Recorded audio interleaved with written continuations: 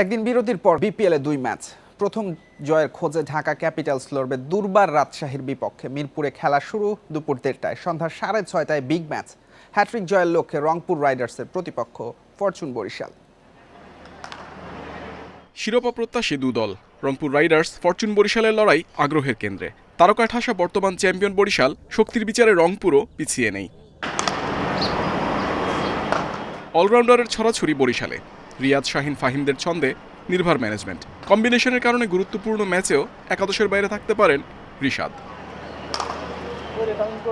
টানা 2 জয়ে আত্মবিশ্বাসী রংপুর। দেশি বিদেশি সমন্বয়ে ব্যাটে বলে ভারসাম্য দারুণ। ব্যাটিংয়ে ইফতিখার সোহান ধারাবাহিক, বোলিংয়ে নাহিদ খুশদিলরা পরীক্ষা নিতে প্রস্তুত বরিশালের।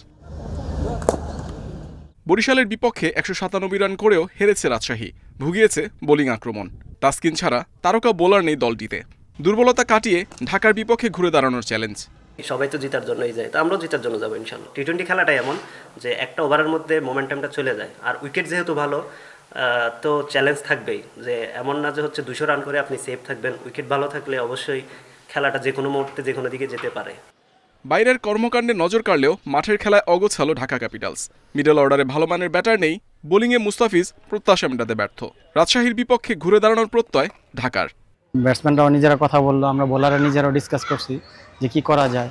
যেমন আমাদের ডেটটা একটু করতে হবে। ইনশাল্লাহ মোস্তাফিজ আপনারা জানেন খুব ভালো বোলার, তো কাম ব্যাক করবে। ও নিজের মতো প্রিপারেশন নিচ্ছে, স্পট বোলিং টলিং করছে।